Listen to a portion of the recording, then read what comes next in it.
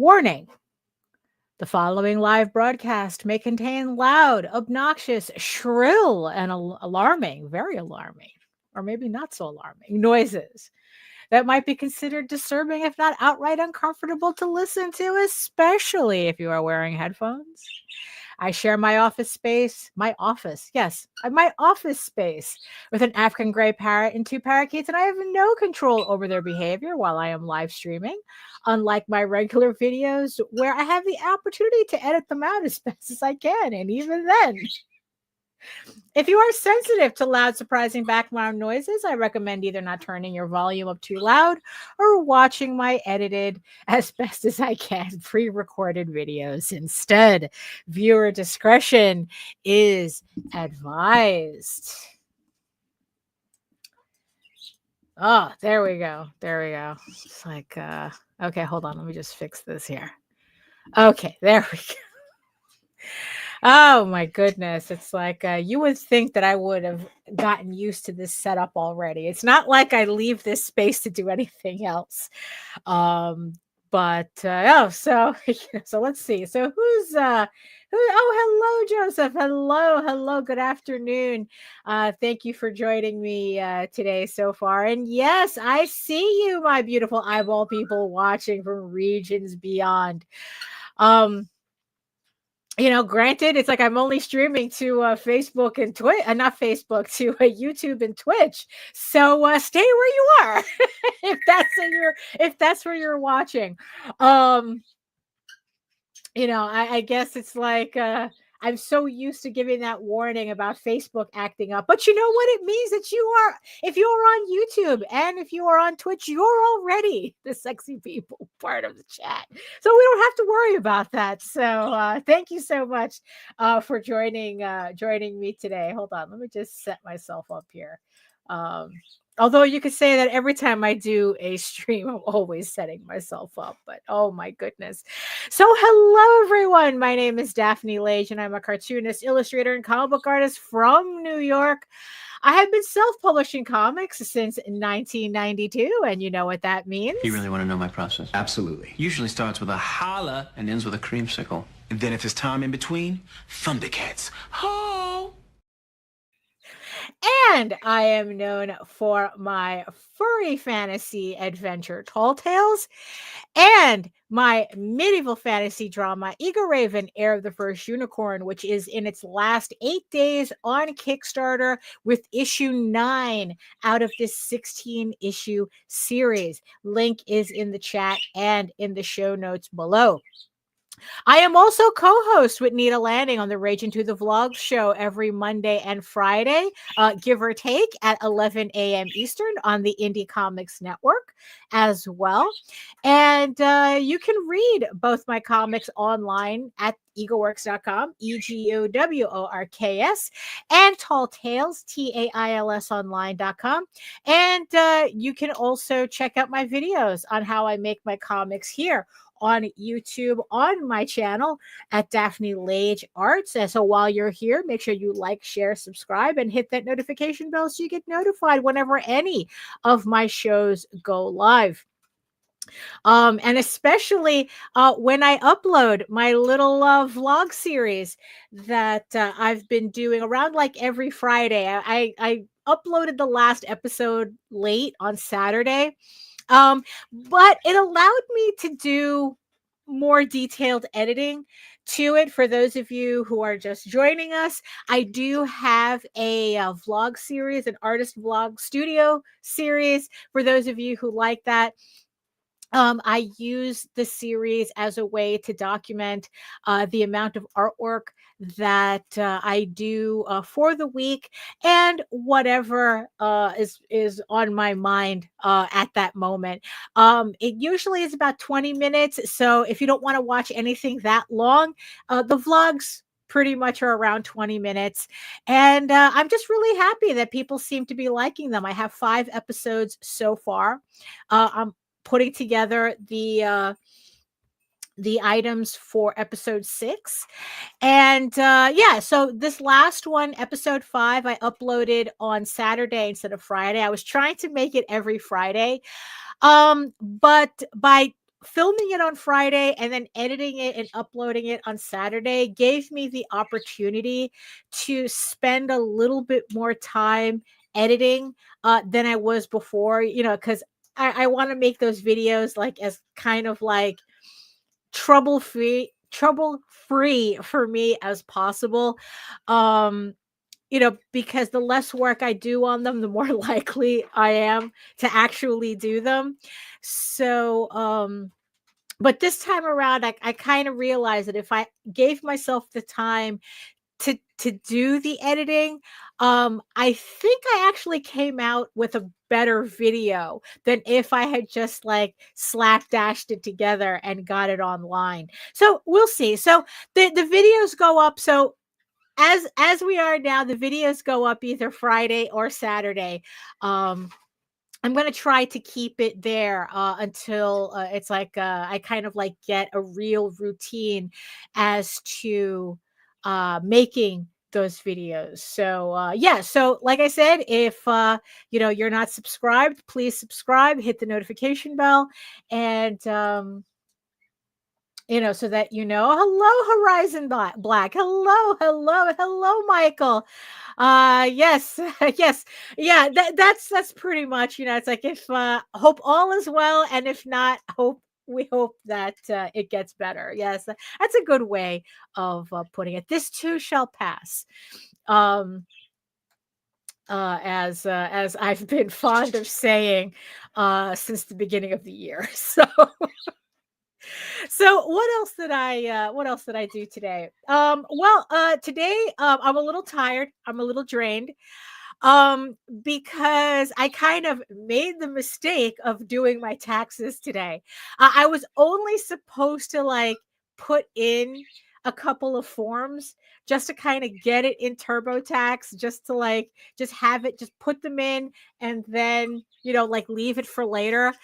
Because Kickstarter sent me like a whole stack of individual documents for all the Kickstarters that I did for 2024, which was 5.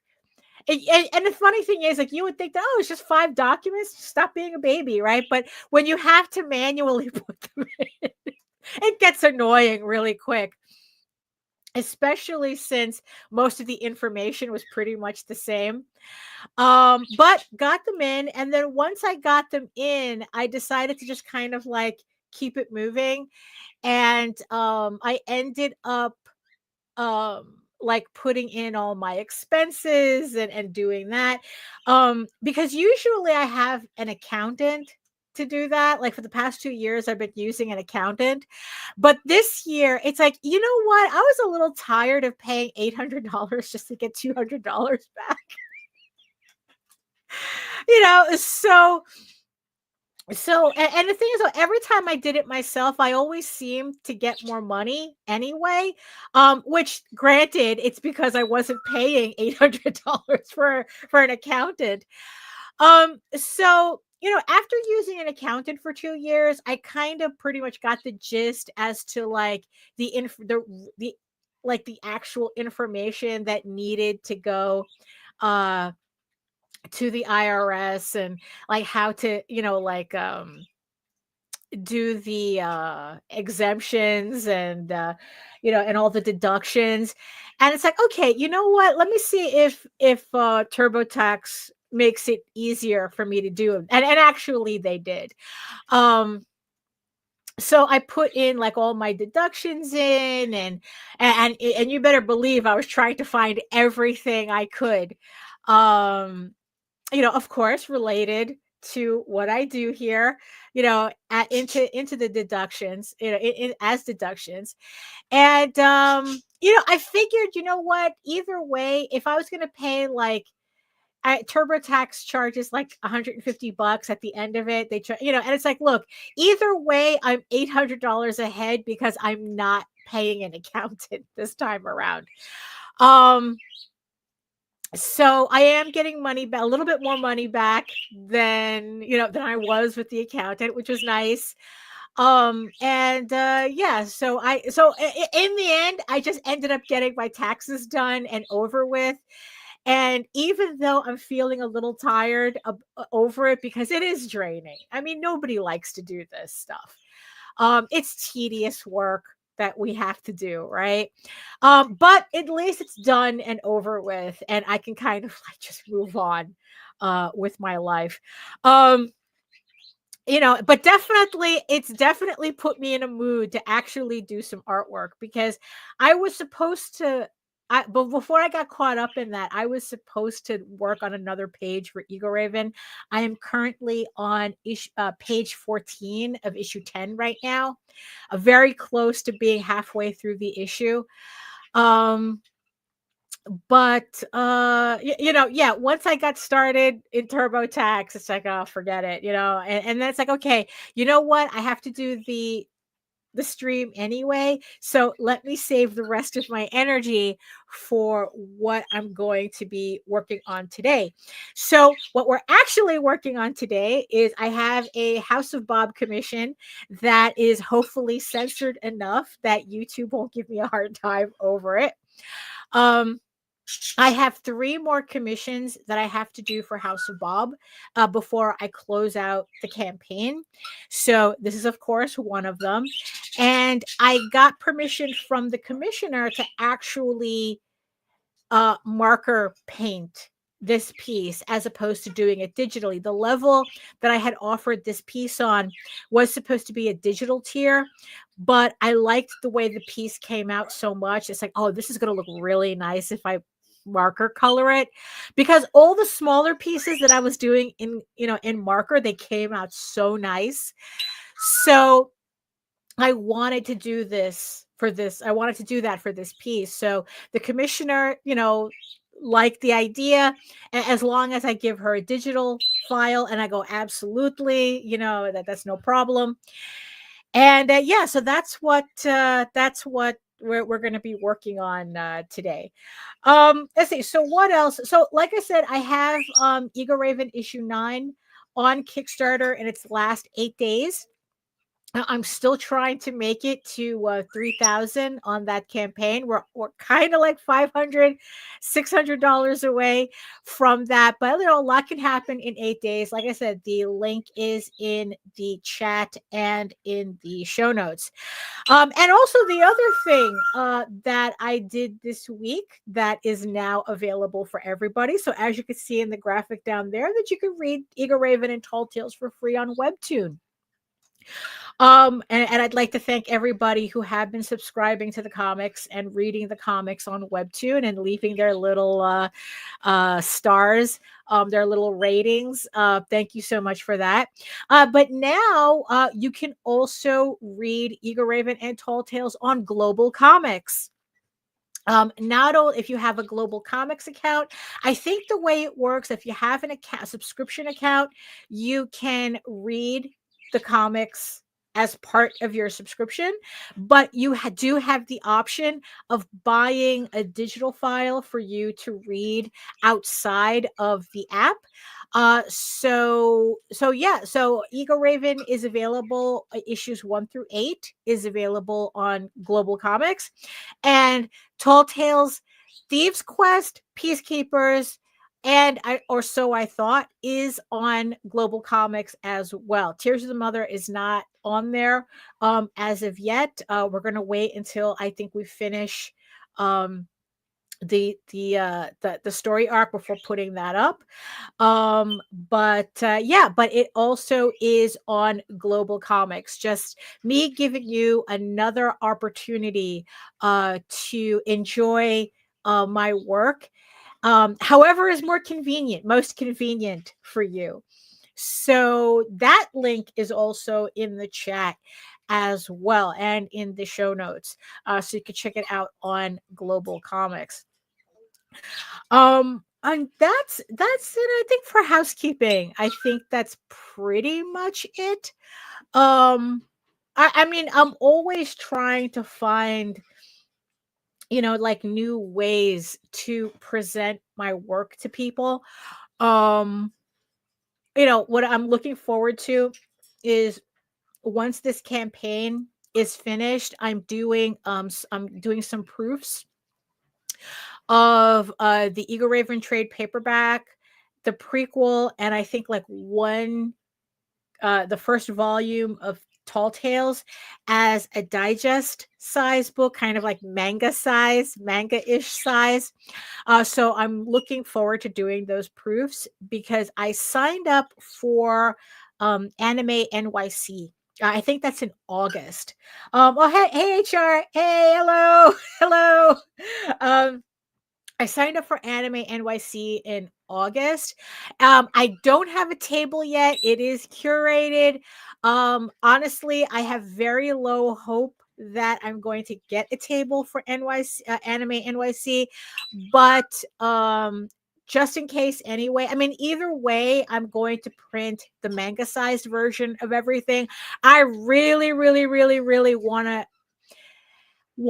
to try out this idea, to test this idea of different formats for different audiences, to see if people will buy the digest size books if it coincides with the other type of books that they're collecting already. So it's like, will they buy my book if it's manga size because they're collecting manga, as opposed to if I just left it like trade paperback size, and that they're not really collecting that size, so their bookshelves are probably not optimized for that. So I'm really keen on testing that out. I mean, if I don't make it into NYC Anime NYC, we'll just try it out for Baltimore. Either way, I'm going to have the samples to test out to see how people react to it.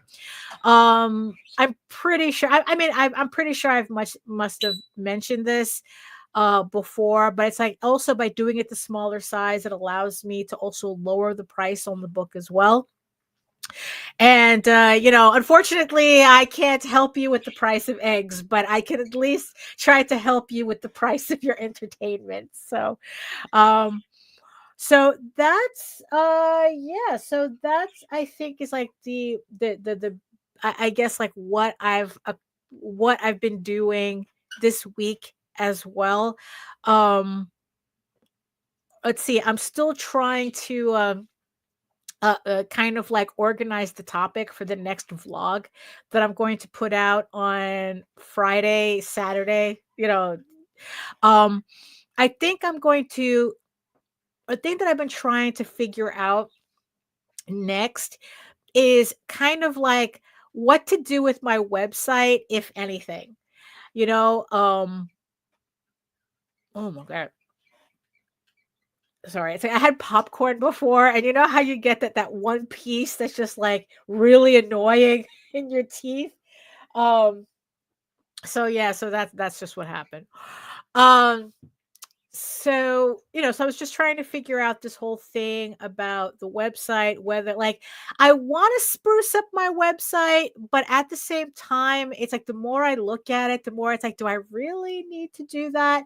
Do I just like probably just need to tweak it so that it acts more like a glorified link tree rather than a website like the way we used to know it, because everybody is going to have their preferred platforms that they just like to be on more.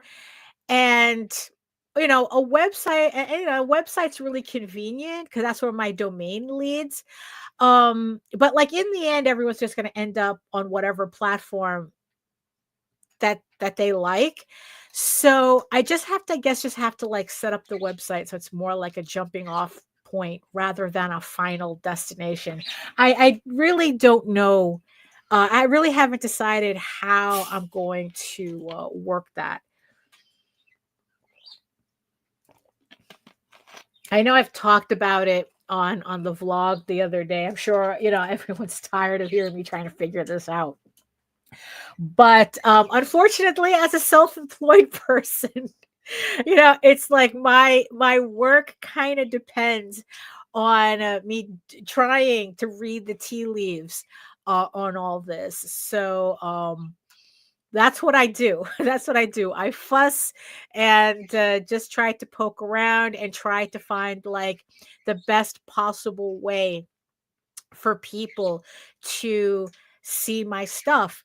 The last major thing that I want to move into is finally putting our books on Amazon.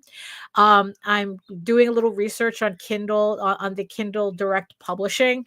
Um, you know, like, and like, and selling books through Amazon. So at least that way, it's like, oh, it's like like on Webtoon or something where it's like, oh, you want to buy the books, head on, you buy them on Amazon. It's like, it just again, it's just trying to figure out the easiest way to get more eyeballs on my stuff.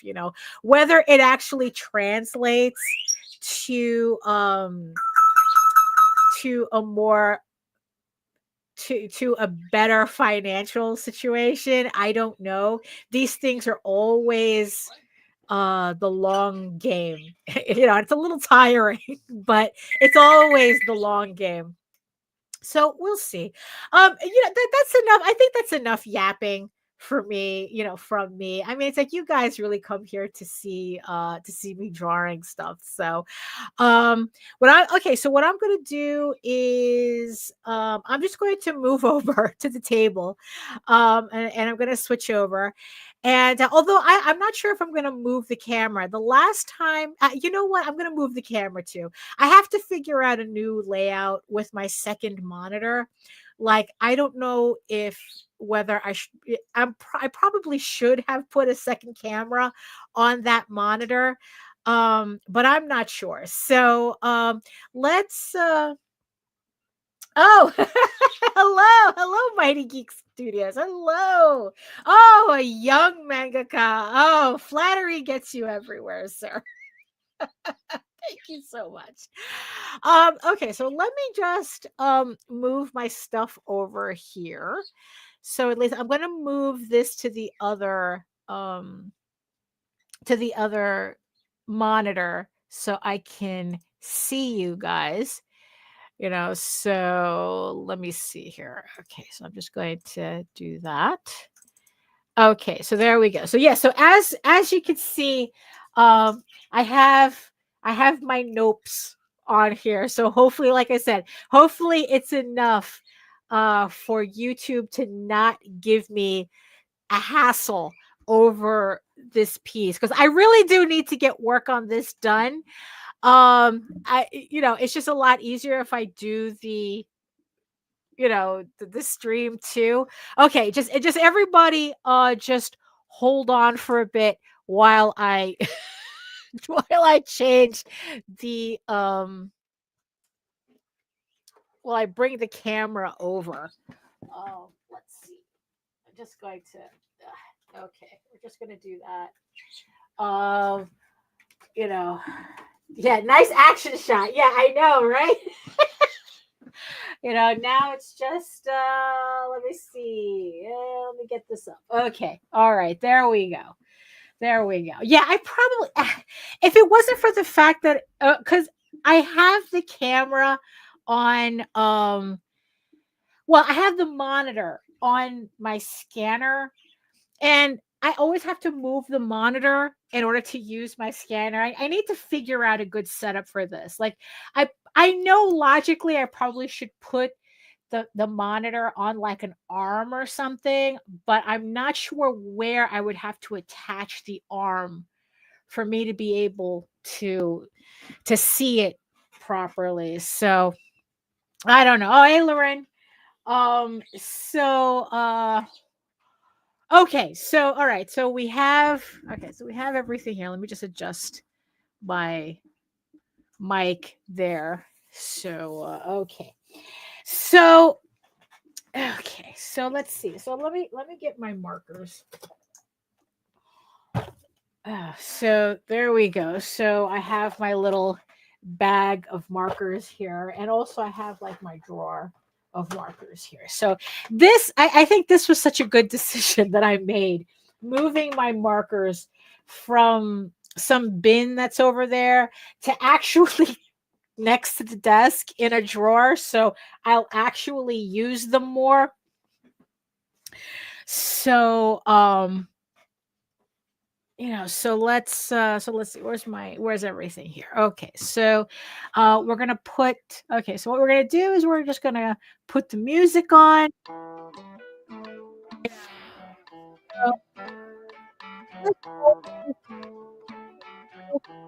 Just tell me and I'll lower it. Because it's usually not as loud in my headphones. So I think it's low, and before I know it, I'm actually competing with it. So if I sound like I'm competing with the music, just tell me and I'll lower it. So okay, so let's see. So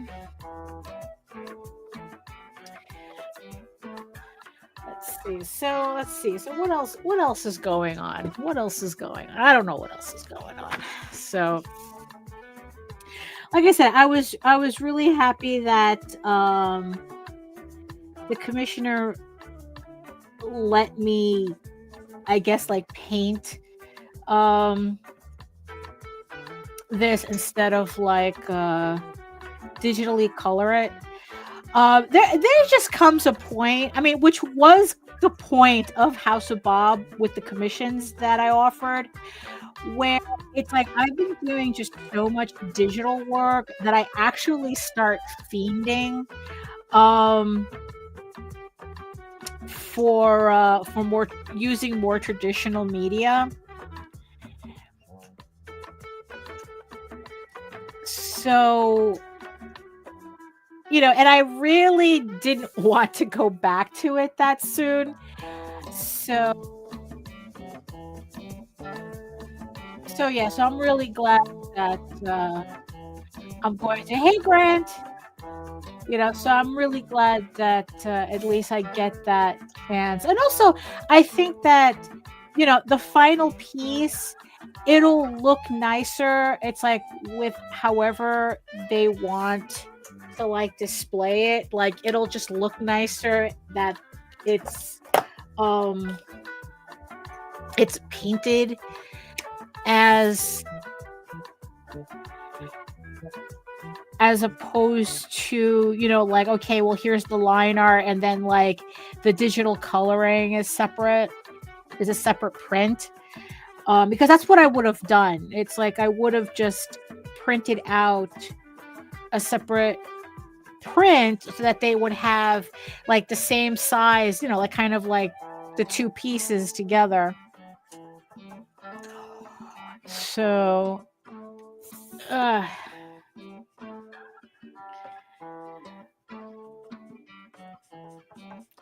but you know what? I mean, in the end, I feel so much better having my taxes over with.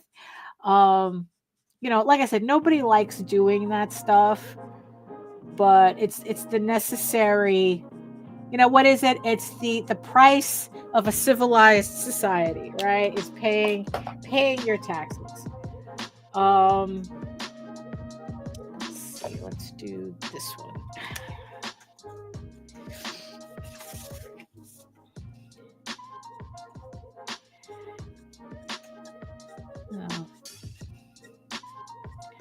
It's like, hey, okay, Fern.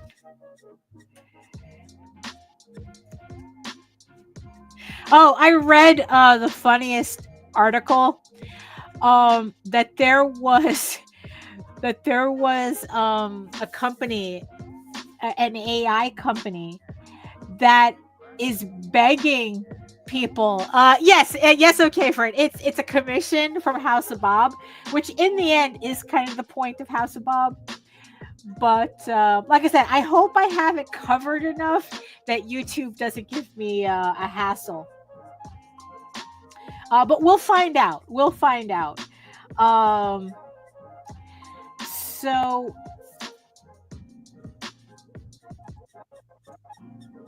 a House of Hype. Yeah. So there was this AI company well, luckily I'm not monetized at all, so I don't have to worry about demonetization. If there's an issue, if worse comes to worse, I'll probably just have to like block the stream as adults only, you know? And so there's this AI company that they're now begging people to stop using AI to, I guess, like to do their resumes and stuff. And because that's what everyone's doing, I guess, like everyone's just putting, you know, like they're applying for the jobs at this company, and everything is like all the resumes, all the cover letters, they're all AI generated. You know, and it's like they're like going, no. It's like, look, just because we make an AI, we want to see how you work without it. You know, and it's like, oh well, you know, oh dang it, it's the consequences of my actions. Dang it. Dang it. You know, so it was just really funny. You know, just to kind of like have that boomeranging back at them, you know. But this is definitely not AI though, so I don't know, like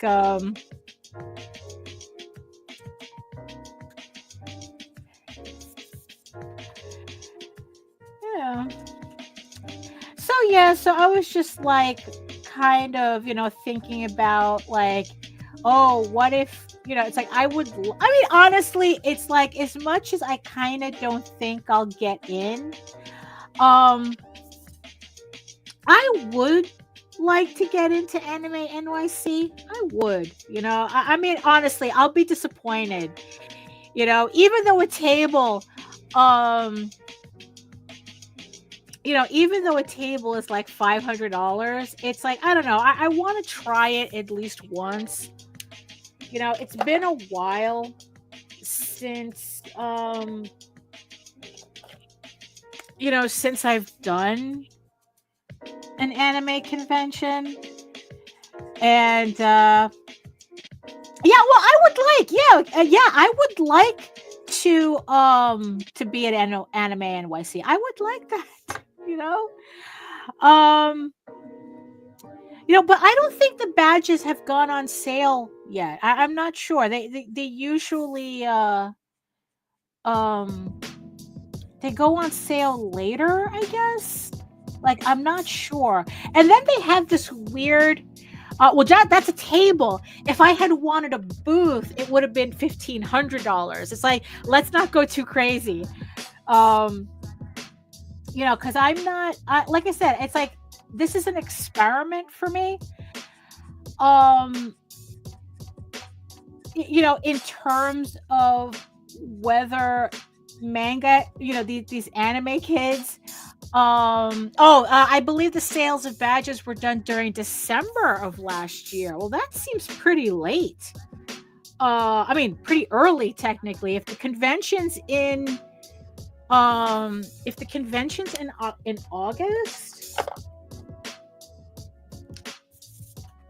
you know, it's dry. Let's see. Let me see if I have another one. See, very convenient having my markers here. Oh, much better, much better.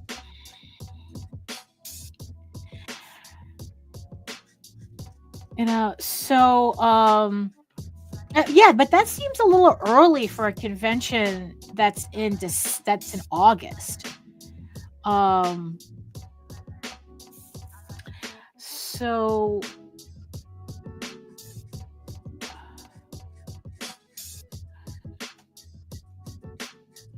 but I don't know. It's like, what I find funny as well, right, is that Anime NYC, like, if you buy badges, they don't mail them to you. You have to go pick them up, which I find really strange.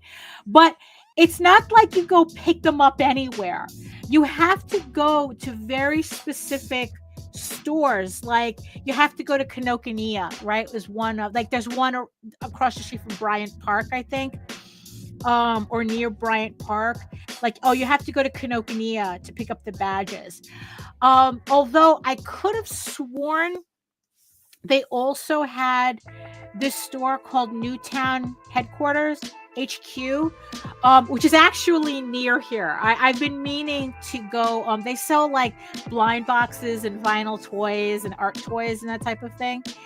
And oh, that's not what it says on the website, though. To have the badges mailed, that's not it. That's not what it says on the website.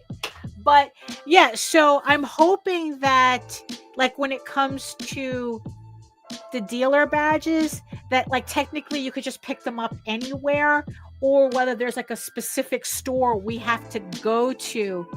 Yeah, it's been a while since I've been to Kinokuniya. Only because it's like I don't want to spend money. You know?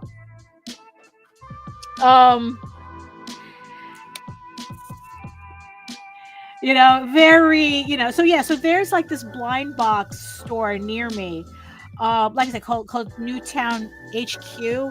And I think last year they were also one of the distribution sites for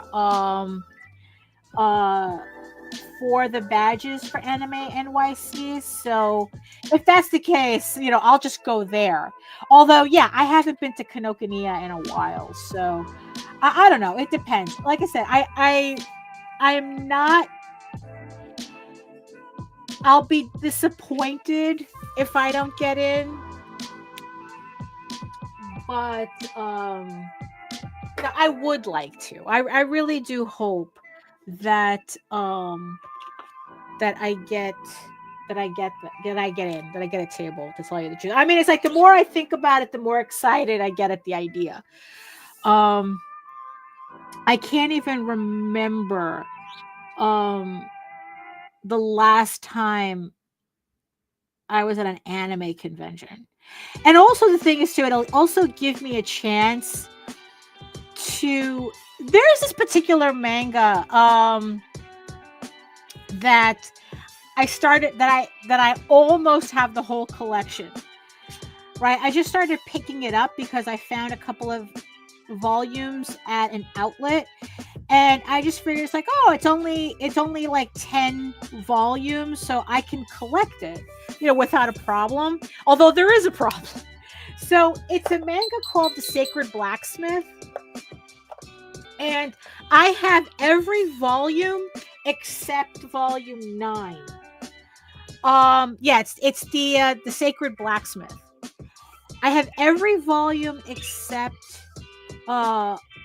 volume 9, and I guess I mean, I know that there's an anime for this series, but I haven't watched it. It's very difficult for me to like catch up on stuff like that.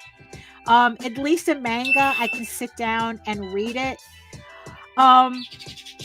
So I guess that this manga, it was released by 7 Seas Entertainment, and it's out of print. I guess I didn't know that. You know, it's like it's out of print. And for some reason, volume 9 is especially out of print. Like I don't understand. Like I was able to find everything else almost new. I think like volume 6, I had to buy it off of eBay, and it turned out to be like a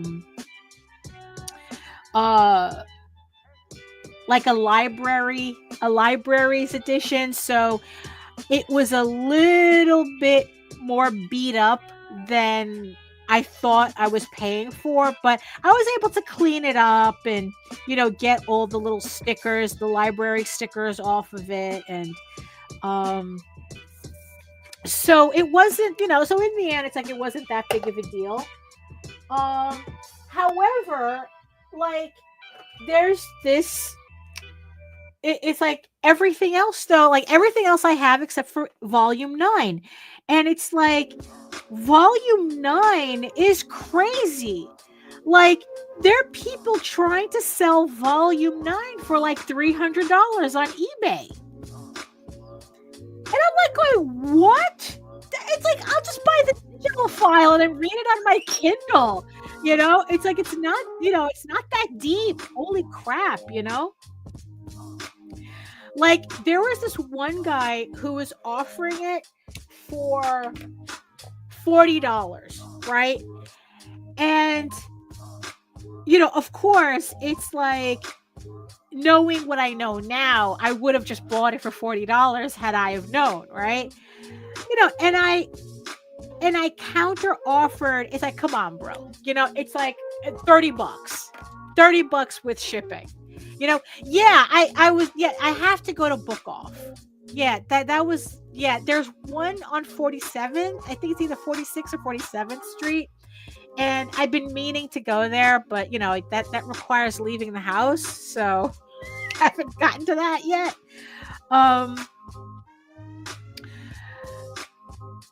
So, I told the guy, it's like, yo, it's like, what are you doing? It's like, it's like, I'll give you $30 for the manga. It's like, it's like, at least it's double what the cover price is, and you make a little something.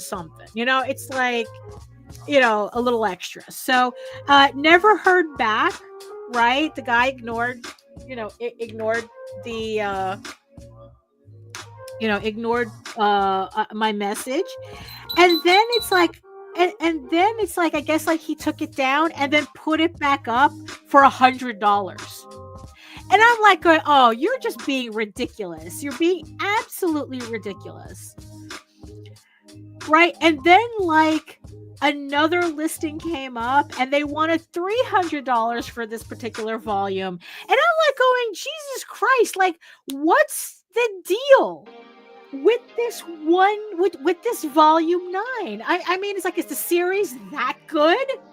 It's like, I just think, I mean, it seems rather basic. I haven't sat down and read it yet. Like, I had wanted to get all the volumes first and then read it through. But yeah, I think that I'm just going to have to like get volume 9 as like on the Kindle. And then, and just like, okay, I have the one file that's digital. That's it, right? Oh, but yeah, but it's like really? I mean, yeah, so I'm hoping, so my point is that I'm hoping if I get into Anime NYC, there has to be one person, one dealer that has that book there. There has to be at least one. At a reasonable price. I mean, because I don't really understand why the ask, like, and like, yeah, like why, let's see, sounds like volume 9 wrapped up a lot of loose ends before wrapping up in volume 10. I mean, really? Do you think that might be why this is hard to find like that? I mean, because I was just thinking that maybe, like maybe for some reason they didn't print as many of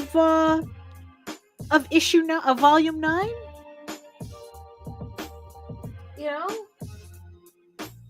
Like, because I don't know. It's like, I am not familiar with the mangoes. So I've been looking. So I'm hoping that that someone that there has to be a dealer at Anime NYC that has that book that I could just pick up so I could finally read it.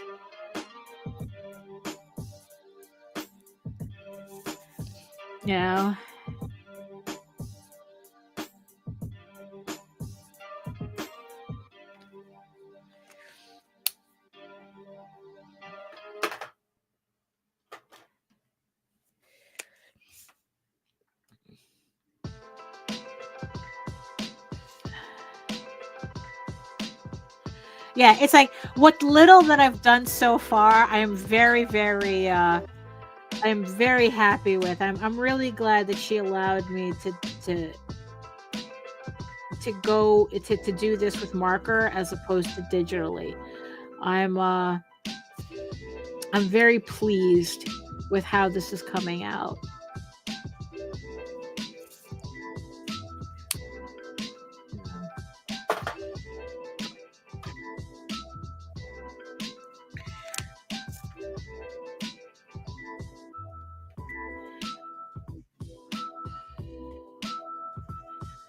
Oh.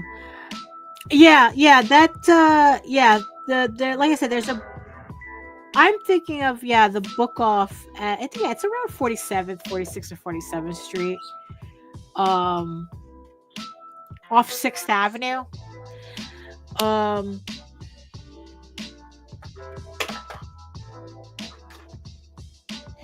I mean, like, I don't know how long that book has been out, you know, whether book off would have it. But you know, you never know, right? I mean, like, Jesus, I can't even get my hands on like a library edition of volume 9. I mean, that's the thing that kind of surprises me, you know. But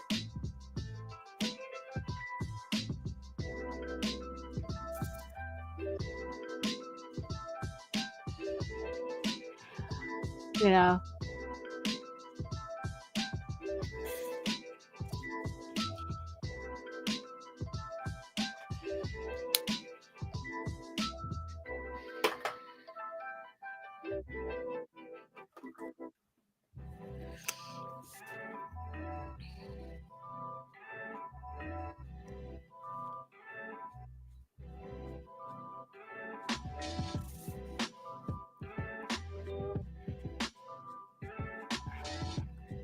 let's see.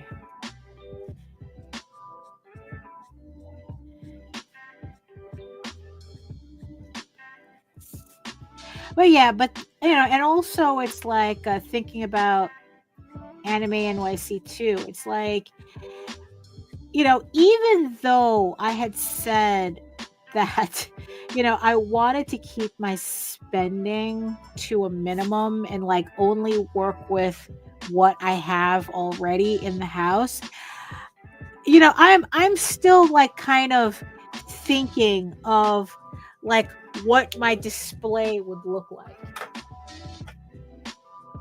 You know, I don't want to go too complicated. You know, like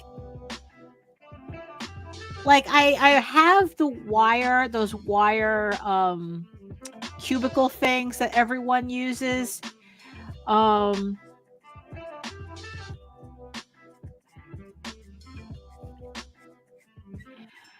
You know, and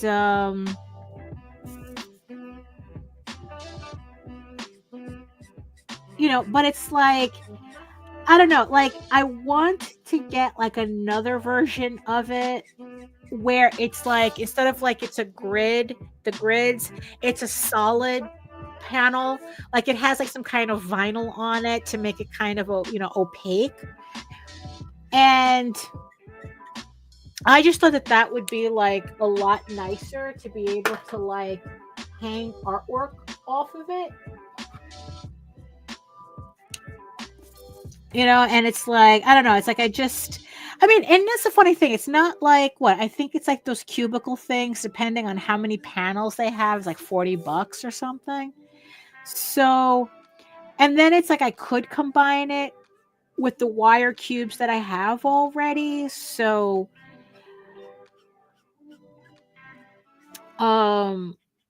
you know, because it's like I really did like the setup that I had at Baltimore Comic-Con. I just want to make something that's a little bit more cleaner and less busy. I mean, in the end, it's like that was the problem that I had with my setup. It was a good start, but Yeah, it was a little too busy in the end. When I see it in pictures, I'm like, oh my god, how did anybody see anything on that table? Um, so so I want to like buy just some like new pieces, just just to get like a cleaner look on the table. Like there's a new tablecloth I would like to get, and I'd like to finally buy a table runner that has my logo on it, as opposed to like, trying to like, I don't know, stick my logo like somewhere. It's like at least a table runner would just be okay, there's the logo. Um let's see.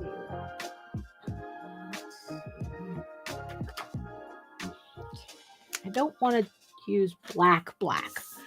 Um yeah, that's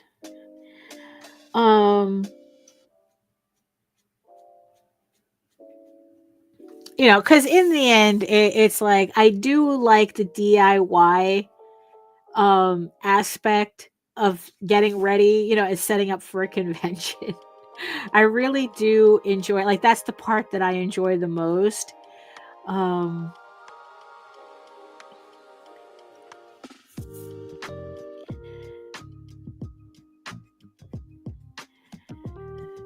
so I mean, and I found a place where I can get like a custom table runner for like $40.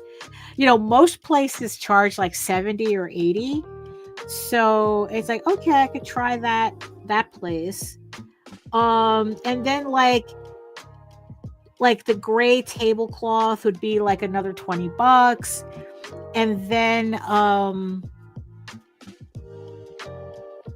and then like the cubicle thing would be like another 40. um so it's not that bad. It's not that bad of a spend, I guess. And of course, knowing now how the deductions work in TurboTax. Oh, thank you, Hyde. Thank you. Hello. Um, the fact that I know how the deductions work better on TurboTax, you better believe I'm deducting. I'm deducting everything that I can on next year's taxes. I mean, because yeah, that's the ironic thing about it, is that if I don't like, if I try not to spend money, I'll inadvertently end up paying more taxes next year because I don't have the deductions. But if I spend the money, I can lower my tax bill for next year. I mean, it's absolutely silly. It's very silly. Oh, okay. Fern says everything now is considered a deductible. Absolutely. Absolutely. You know, um, what's also funny is that I realized, like, in my little vlog videos, the 20-minute vlog videos, um, that I've been calling, so I've been calling it like unofficially Tales from 19 Square Feet. For some reason, I got it in my head that my office space is 19 square feet. It's after TurboTax did the math for me, and it's actually 130 square feet, the entirety of the office. But 19, I don't know where I got the 19 from, but the thing is, though, is that technically the space that I occupy 90% of the 99% of the time is only 19 square feet, so technically it's correct. Did you file a single one? A single one what? I mean, it's like I filed, well, I've been filing. Yes, convention appearances are a business expense. Yes, no, you better believe I'm putting these conventions on next year's taxes. You better believe it's an expense. I'm expensing it out. You better believe it.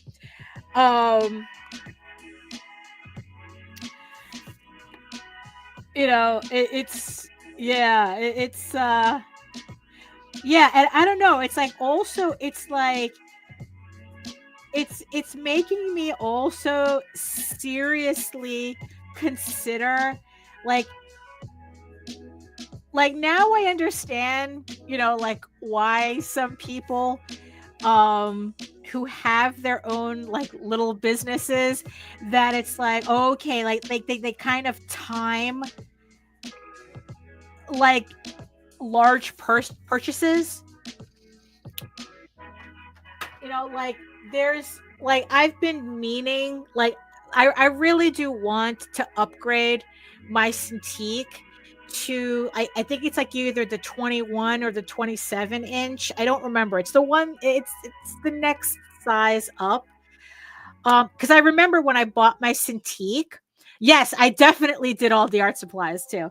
That when I bought my 16-inch Pro, I got really, really cheap. You see, I wasn't being frugal at that point. Because, like, for $400 more, I could have gotten, like, I think it was like the 22-inch model, but I got cheap. And honestly, to this day, I've kind of regretted it, because I really, for the amount of work that I've been doing on the Cintiq, especially once I got Clip Studio Paint. Oh, and I wrote that off too. I wrote Clip Studio Paint and Adobe, the Adobe suite. That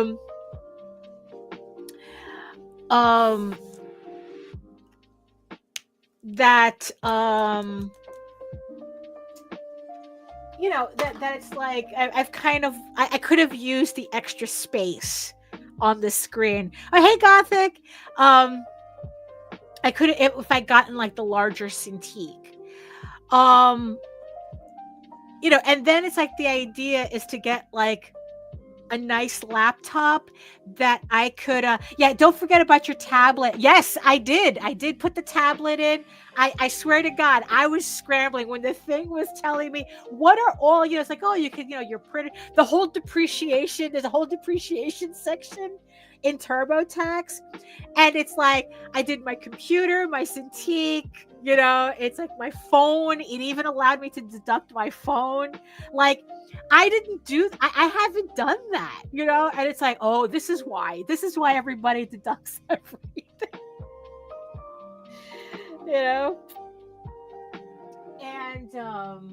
and yeah, and so I'm just kind of wondering, it's like whether this year I should just say fuck it and buy those things. It's about like $5,000 worth of equipment. Nah, not really. Yes, really. I think like the 27-inch or the 20-something inch Cintiq is like $2,000, and then like a proper laptop is another $2,000. And then once you add like the taxes and whatever, and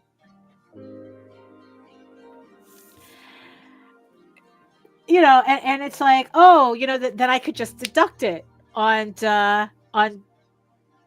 next year's taxes, and it's like, but in the end, it's like, do I really want to do that? Like, do I really want to spend that type of money just to be able to write it off? That kind of dilemma.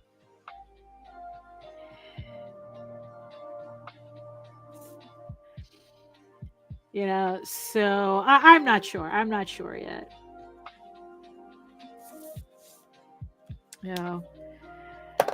We'll see how everything goes.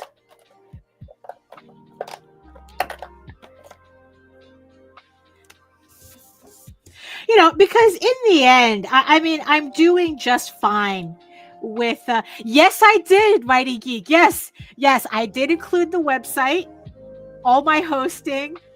I think what made it really easy is that TurboTax, like, it tells you, it's like, oh, did you count your website? It's like this, your computer, your printer, your cell phone bill, your cell phone. because I wouldn't have. Yeah, it's like,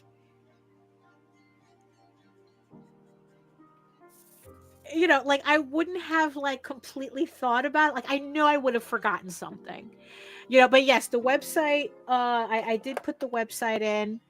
Um, Look, I even put in all the books that I bought that this year as art books. Even all the mangas, even the Sacred Blacks. Yes, got the cell phone too. I put all the manga that I bought. I listed them all as art books because that's what they are. All the novels that I picked up because that's all research for printing. That got put on the list.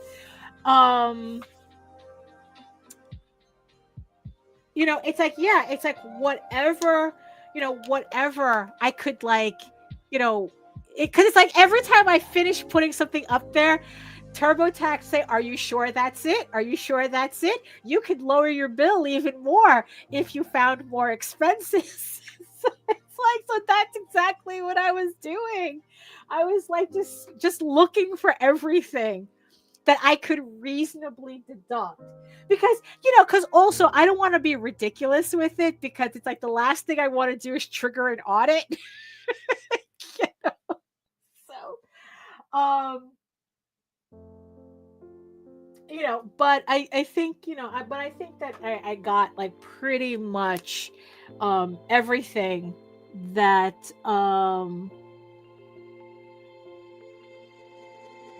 that I could deduct. So yeah, so that's kind of like my dilemma. It's like, do I go ahead? Do I like seriously think about buying this expensive equipment for the opportunity to write them off on next year's taxes, or do I just kind of like hold off? Because it's like, because in the end, it's not like I have the cash to buy that stuff anyway right now. So.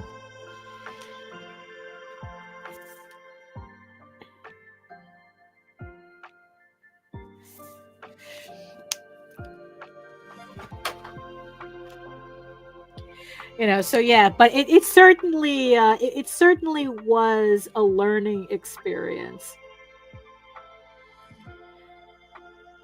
Because usually I just do like the autumn. I was in the end. That's why I got the accountant for 2 years, because I felt like I was doing it wrong because I wasn't doing the deductions correctly.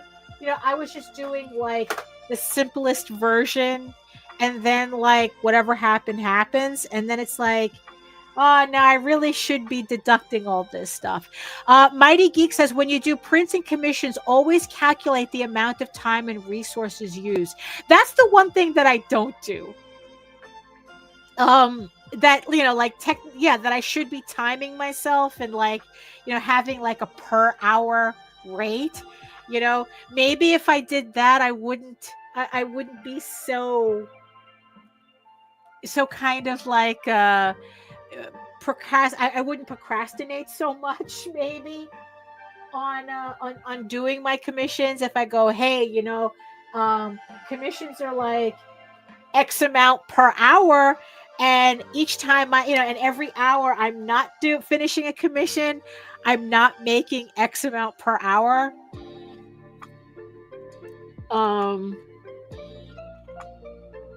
So maybe, yeah, that's the one. Yeah, I haven't figured that out. I haven't done that out yet. So I probably should, now that I know for sure. So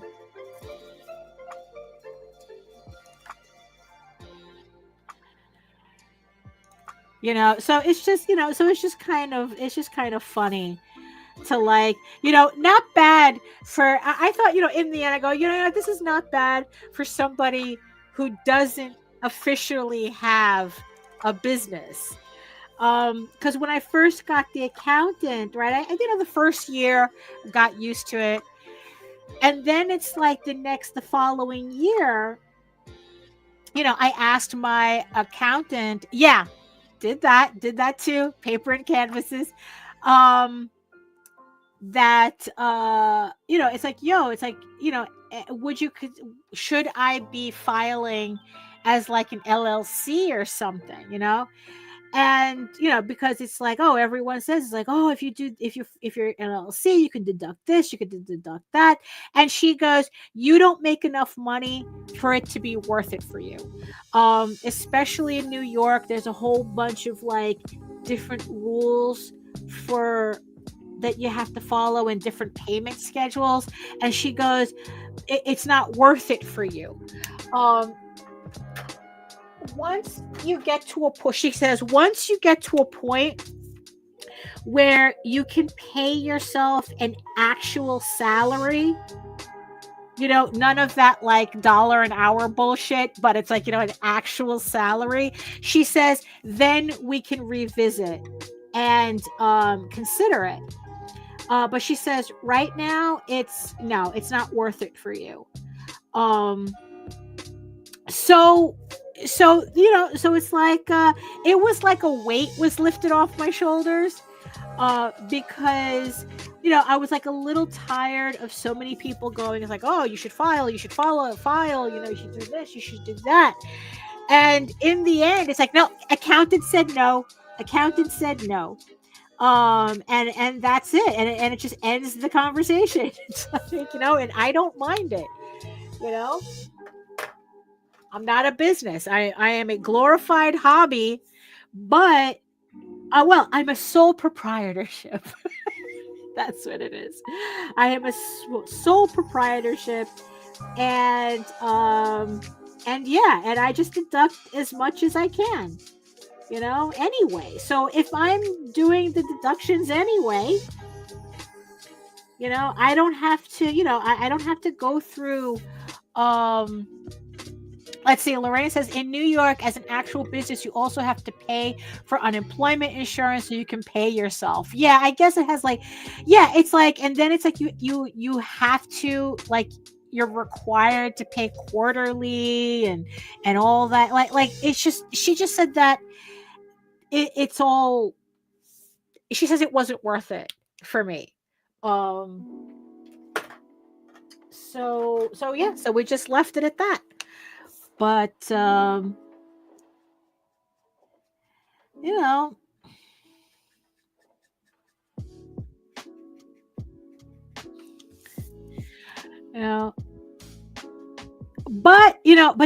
I try to make sure though that I paid the self-employment tax, because that goes into Social Security and Medicare.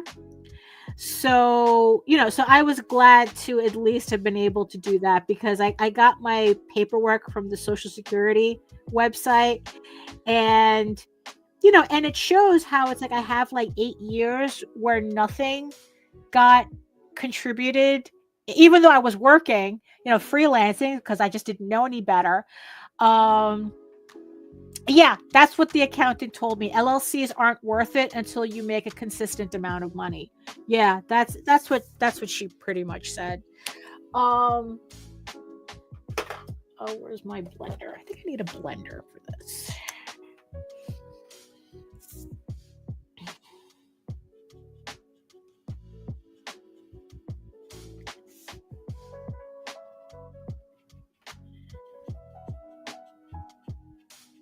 I guess it's a good thing I have this image on the table, because God knows the conversation must be really boring with all this talk about taxes, about filing for taxes as a self-employed artist.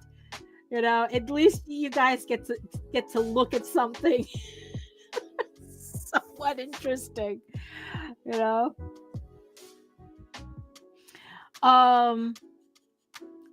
But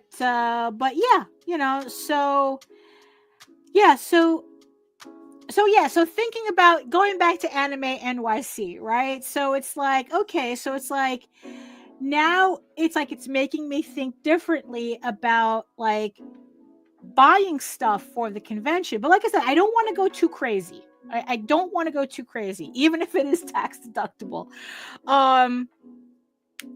I want to, I just want to look nice at this anime convention. It's like, oh, this is looking at, you see, this is why, yeah, I really do like the way this is coming out.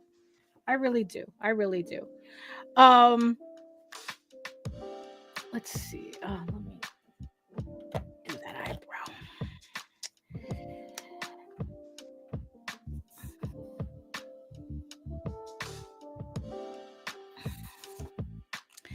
Let's see. Now the thing is, though, because this character is a red fox, so she's going to be predominantly red. So I think what I'm going to do is I'm going to make the ropes green so that they pop, so that they don't blend in with her fur. So I think that's what I'm going to do, because I don't want to do her fur just yet. Although, you know what? It's like I could do her tail. I could do her tail and I could do her face. Let's see. What do we got? What do we got?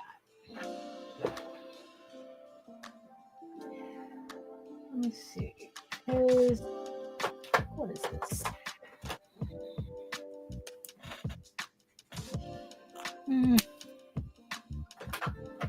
Maybe, what do we got? Okay, this one, yeah, this one will work. This one will work. Because I don't want to make it too red. I still want to put like it's still like a reddish brown. But I think that this will be a good start. Although, you know what? Let me find an actual brown. Oh, Jesus Christ, that just scared the shit out of me. Let's see. So I think this might work. Let's see. Most comic book printers also do specialty item for conventions. Yeah, that's yeah, because I mean I have a banner already that I like. Although there is a second banner I would like made, but that one's a little bit more expensive. To have like a 7-foot banner made would probably cost me around like $200 with the stand. Because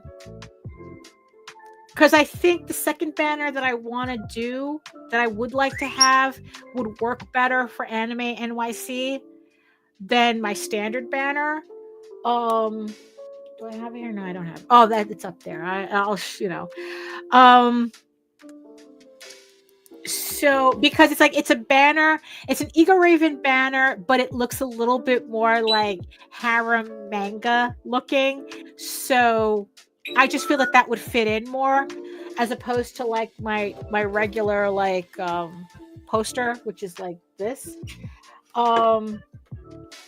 What am I doing? It's like this. There, like I have a banner that has this image on it, but like I said, there's another image that I have that's more, I think, would be more conducive to an anime convention. I want to make the table runner a priority first. That's what making it a priority would be. I'd like to make the table runner a priority. So I think that, it's like, yeah, I'll probably just bite the bullet and get that, because it's like, look, even if I don't get into anime, I can use it for Baltimore. This is a good. Oh, I like this color. This is a nice, like I said, it's a nice brown. I mean, a reddish brown without looking too like cartoony brown. I like that. So let's continue. I mean, a cartoony red. I didn't want it to look like a candy red. So this will help tone it down a bit.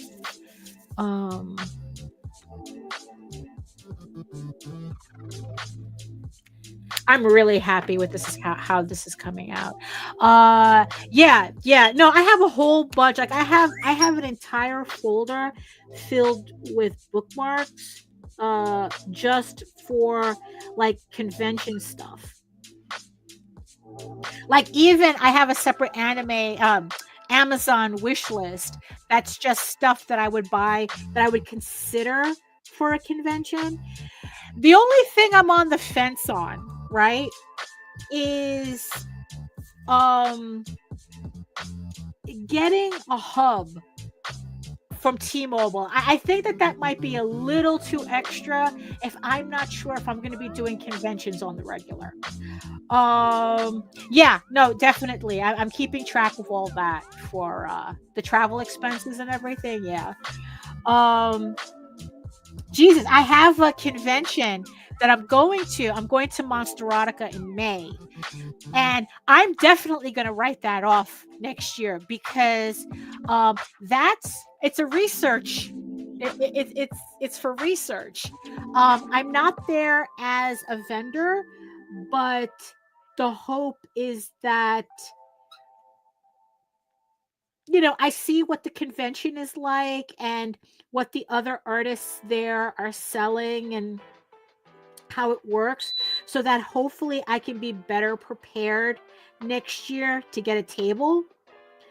And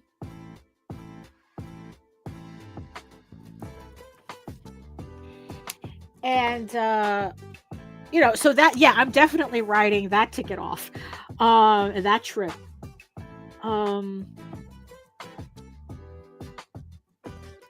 Let's see what else. Yeah, so it's like I definitely a table runner. Yeah, the cube thing. What else would I mean, it's like, yeah, like I said, it's like I wasn't really I think this might be better. It looks a little too close to that. I need something a little lighter. Maybe this. Maybe, yeah.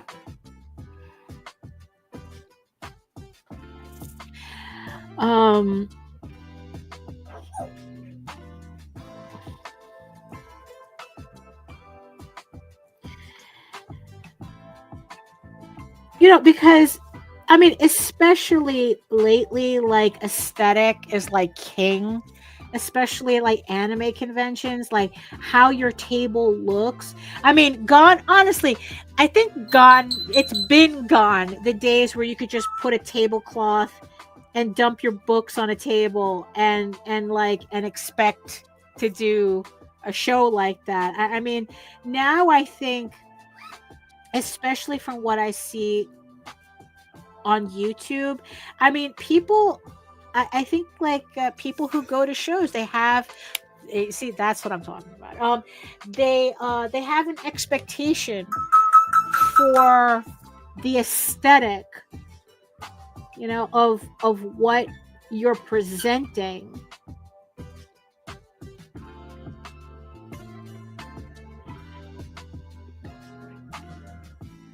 So, so I want to make sure that I'm presenting myself as best as I can.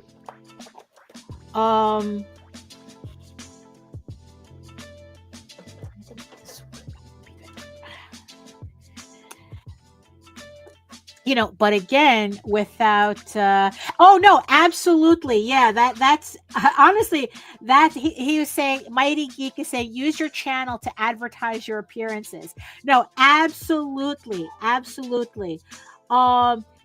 part of the purpose of the new vlogs that I'm doing, is also like by the time the convention comes, I'm using the vlogs to to broadcast where I'm going to be and what I'm going to have. Oh, that came out really good. So yeah, it's going to be a whole like a lot of rethinking of what I'm doing. And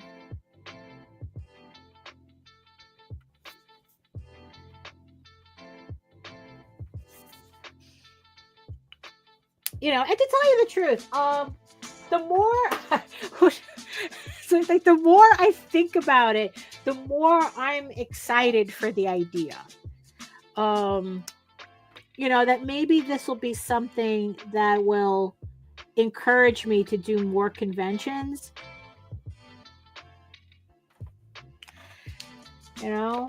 So it's like I'm going to see what I can do this year, and then like next year I'll probably, like, depending on how the vibe that I get, I'll amp it up.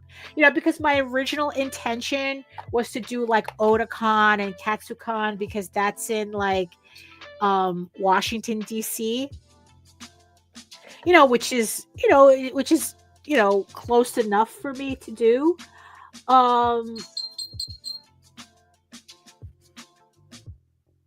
But yeah, it just depends on what vibe the conventions this year give me. Yeah,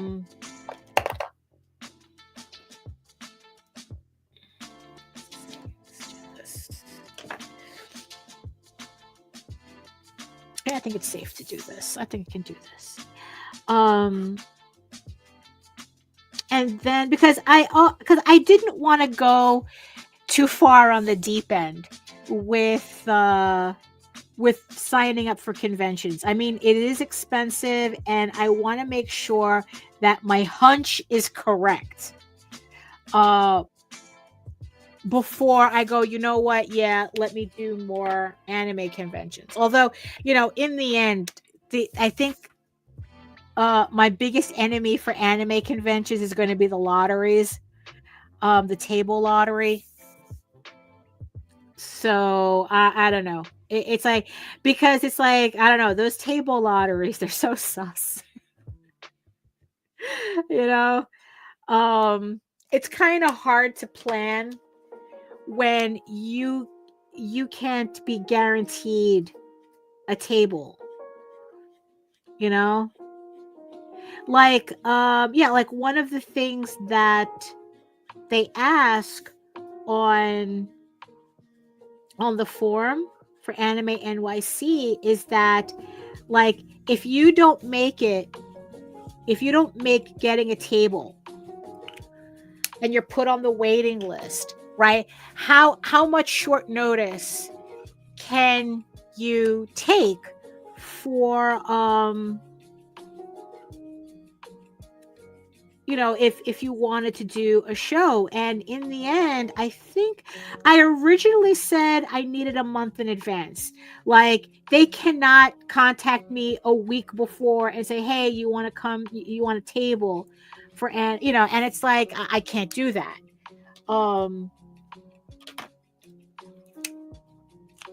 So to tell you the truth, I don't remember if I told them to take me off the list or to give me a month in advance. No, I'm pretty sure I told them to take me off the list. If I don't get a table the first time around, then it's like, you know what, I'll just try again next year. Because I really need to plan this stuff,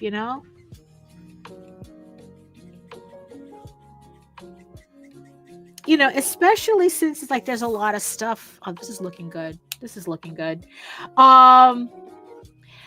Luckily, well, it's like, luckily for me, Anime NYC, I don't have to worry about hotels. I mean, it's right here. I just take the 7 train if I needed to, but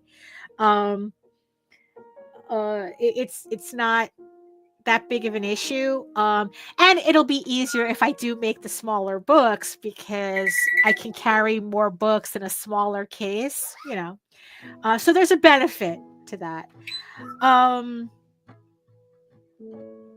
So actually, let me hold on.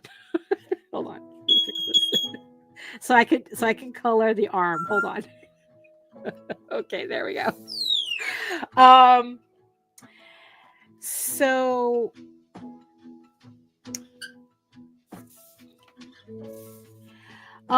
with the shows in Baltimore and Washington, it's like my sister lives in Baltimore, so I'll be staying with her.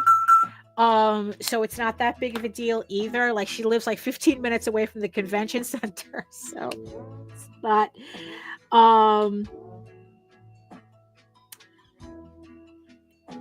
you know Washington might be a little, it's like, okay, but that's like a commute for her. Like, it's 45 minutes by car. So, and she says that it's like, oh, you could take a train out there really quickly. It's like, once we have everything set up for 2 days, we could just take the train out there. And then on the last day, then drive in, So, I mean, there are options for me.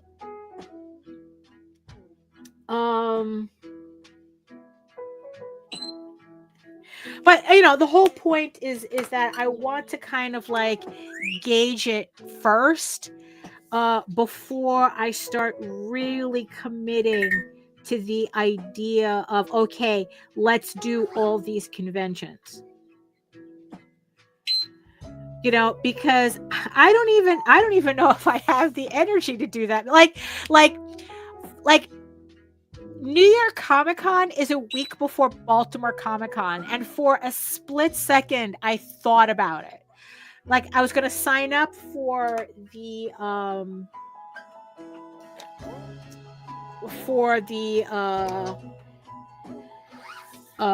artist alley, which I never get, so most likely I wouldn't have got in. But on the off chance that I did get in, again, it's like Javits Center's right here, but it's the weekend before Baltimore Comic Con, and I decided, it's like, nah, you know what? I don't know if I'm going to have the energy to do 2 very large conventions back to back. So I took New York Comic Con off the table because I'm already committed for Baltimore. Oh, where'd my music go? Oh, there it is.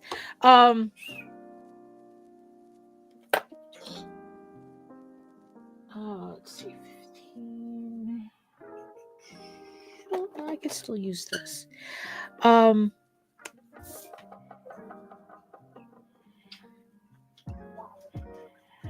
it's just a lot of play. So 2025 is just me rethinking and me and planning, thinking and planning, and that's what this is all going to be for. The research, the planning,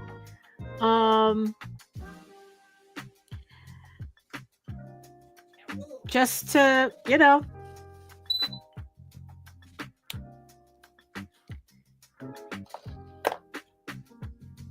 okay, let's do the tail.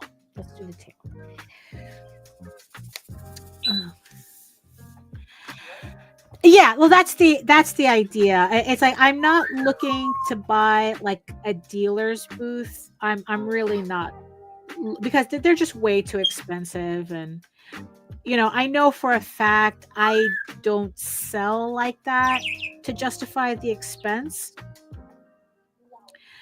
So yeah, so I'd rather stick to Artist Alley. Like at Baltimore, I have an Artist Alley table.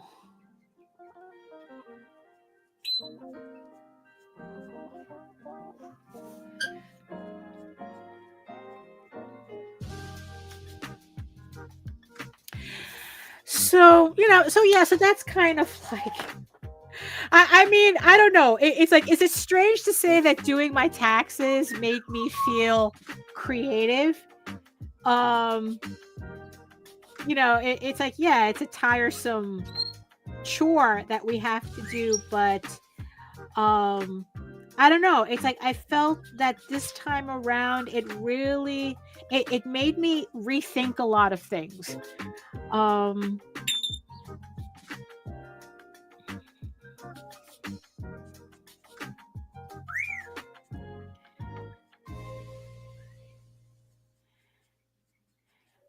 So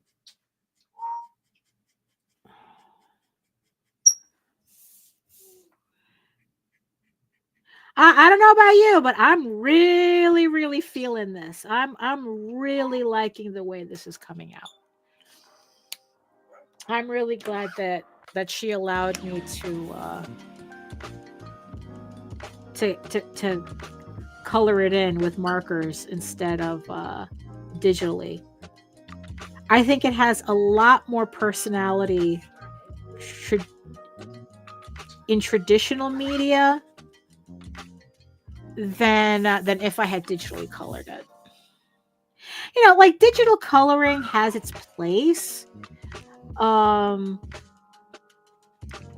But no, I think it has.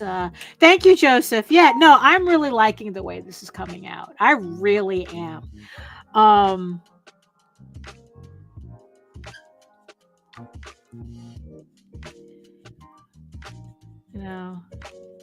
I'm actually surprised.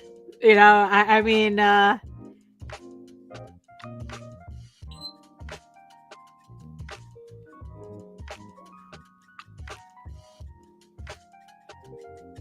Oh, Joseph, right? You're one of the three, right? You're one of the three commissions, right? So, do you want your commission to be digital? You want it because I know that's what you paid for, or do you want, or can I go ahead and do this to it, like to paint it with marker?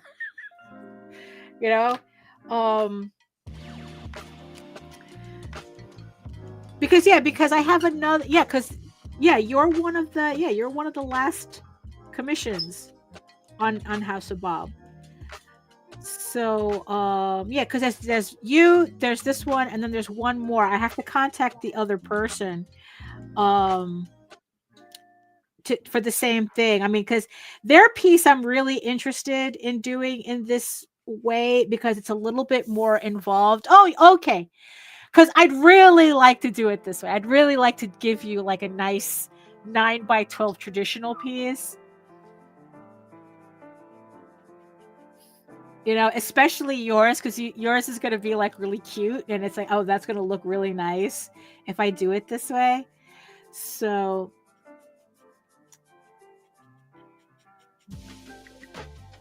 I'll double check with you later. Oh, yeah, absolutely. Oh, my God. It's like San Diego Comic-Con was like that.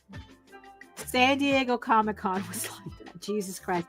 That, if there was, I mean, I love San Diego.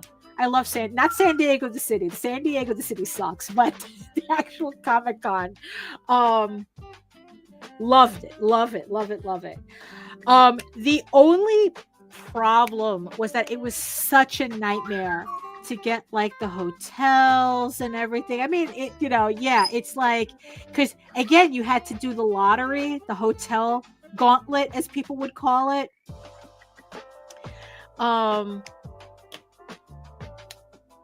Because I mean, it would just be so crazy. If there was anything that would keep me from doing San Diego, it's having to go through the torture of getting that hotel room.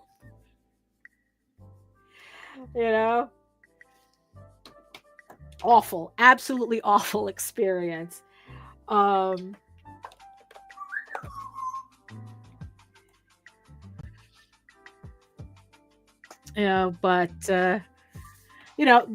in the end, it's like, that's why right now I'm trying to keep the conventions where I don't have to do that.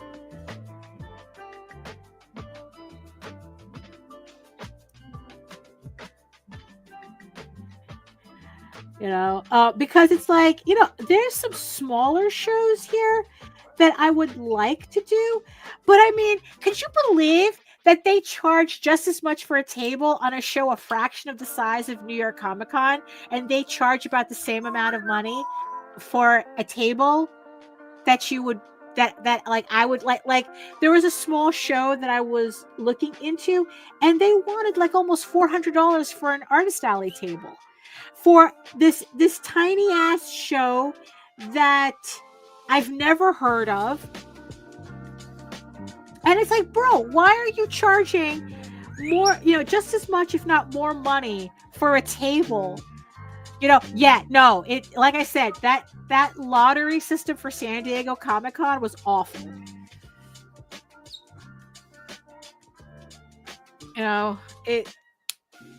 It's like, yeah, it's like, I think that it's like the show is in what, like July, but it's like the hotel lottery opened in September the year before.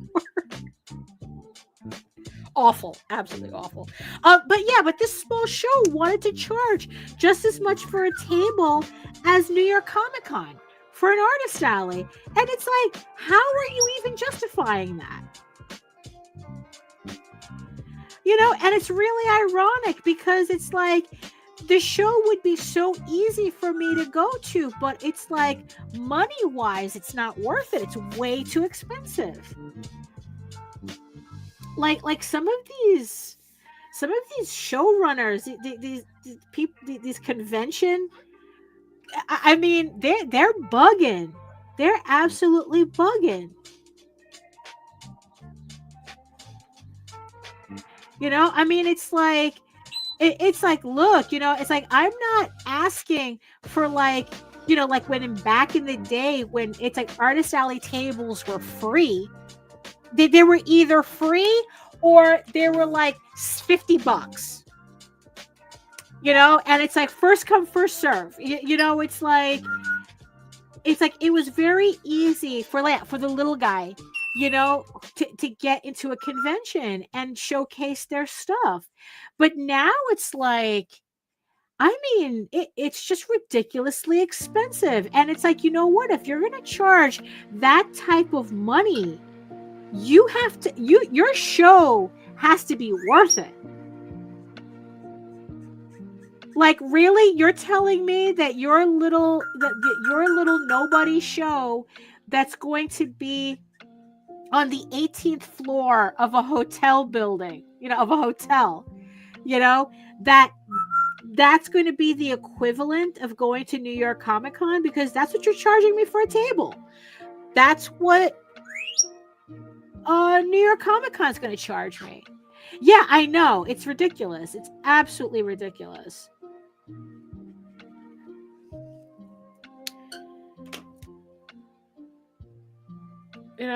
I mean,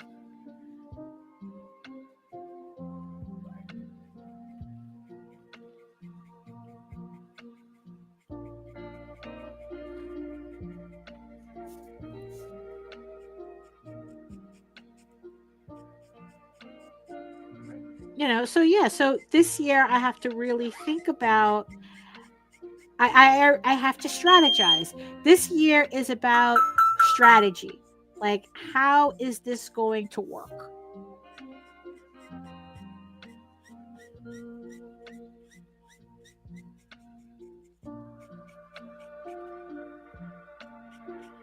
And it's like, and how, because it's like, for all I know, it's like Anime NYC is a flop, Monsterotica is a flop, and I realize that it's like, okay, maybe conventions are not going to work out. It's like, for all I know, right?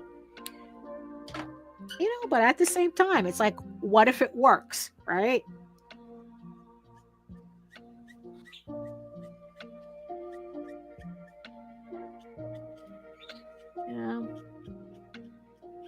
So yeah, so I just want to be like really meticulous. Hello Tiara, I see you. Okay, yeah. You see, I have to. I see your I saw your comment the first time. I didn't realize it was you though. Oh, hello Antoine. Hello.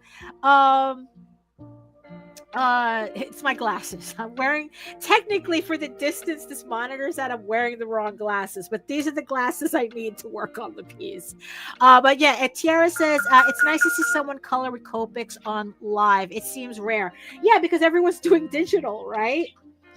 Everybody's doing digital work.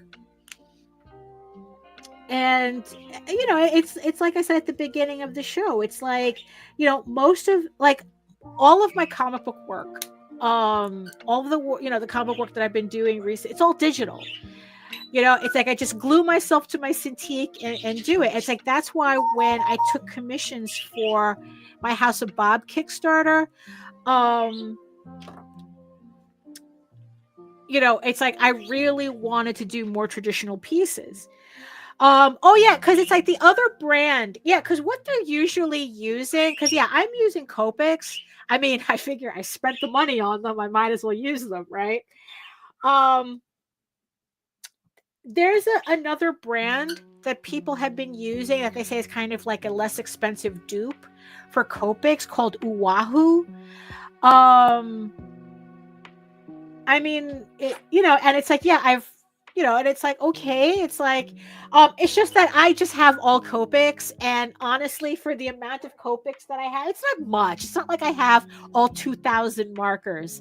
But it's like, I got into the habit of slowly getting I have like a main Copic set that I bought all the refills for very slowly. I collected the refills very slowly. And it's just been really nice to be able to refill my markers instead of having to like, oh, this one's dried out, I have to wait and buy a new one. So I'm not familiar with the Oahu markers. Supposedly they're kind of like the same thing. Like you can even use the Copic inks in them if you wanted. I guess if you had them. But yeah, I'm not familiar with those markers. But yeah, it's like, yeah, because Copics are expensive. I mean, it's like we've been talking about like eventually going to Japan, and I know that the second we start like seriously planning for that trip, have you tried gray markers, first shades, and watercolor on top to make it smooth? Yes, I have done that. It's a very tricky technique because so far in my experience with doing that trick, I guess I don't know if it's because I'm using too many grays, because the color I lay on top of it gets kind of like muddy, and like I kind of understood the technique, but I guess I just wasn't like skilled enough. I haven't practiced it enough yet to kind of like get the result that I see people get from doing that, because like they're, first you're putting down the shades, your contrasts, and then you're using the color on top of that, more like a tint rather, and it's a really nice technique if you can do it correctly, which I wasn't able to. So, still, yeah, I know what you're talking about. I still would have to try that. But oh yeah, so it's like, so the second we start to actually, oh, hold on, I have to move a sticker. Hold on.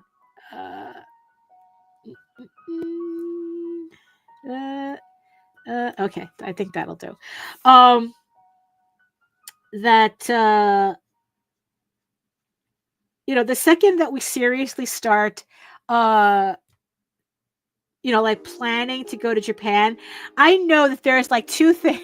There's like, I'm going to bring an empty suitcase just to get Copic markers and a smart doll. It's like smart dolls have kind of like become my new obsession on YouTube.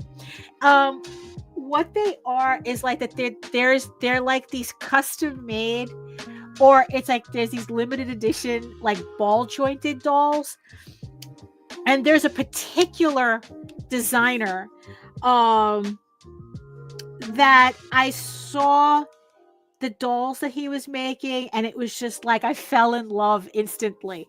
And I go, I need this eventually. It's like maybe once I make an actual salary off of my own work, I can buy one, because these dolls are like depending on the doll, they're like $500, $600, right? And and it's like it's just they're absolutely gorgeous. I think they're even prettier than wow, what was the other one that was popular for like a while? Oh, I forgot their name. Oh, I forgot the name of the other dolls.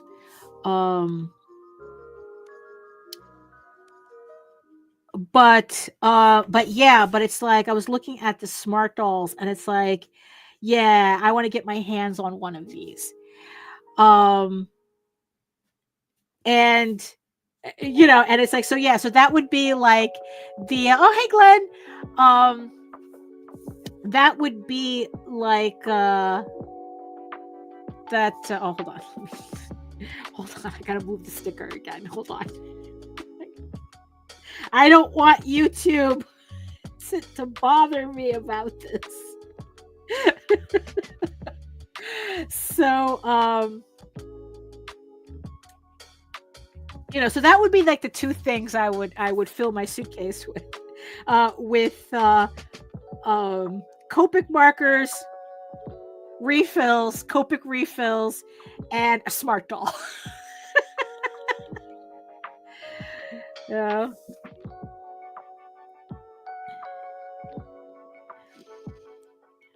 So, but it's like, I understand why people, because that Copics are like $3 a piece in Japan, right? And and here they're like 7 to 10, depending on the color and where you buy them. I mean, so yeah, so it's,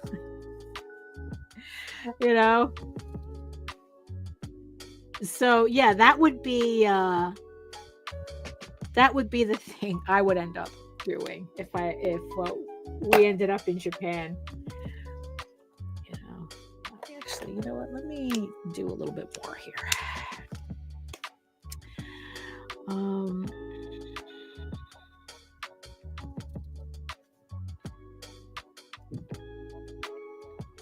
I gotta remember to write down these colors because this is a good combo of colors.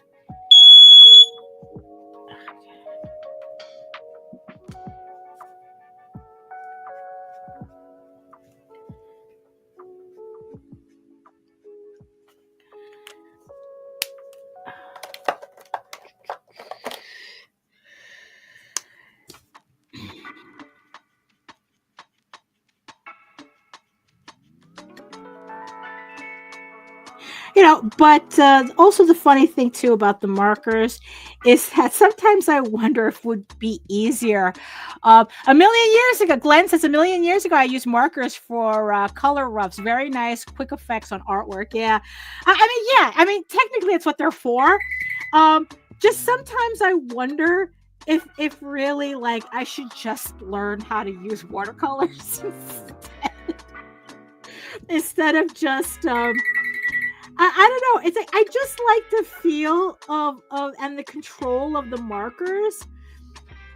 A while ago, Colleen Duran had she did this blog post completely ranting about artists who still use markers because they're not color fast.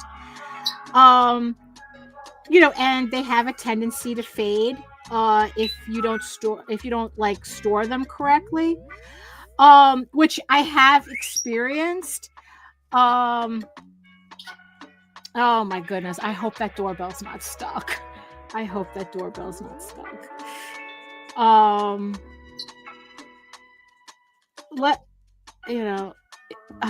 Doorbell is stuck.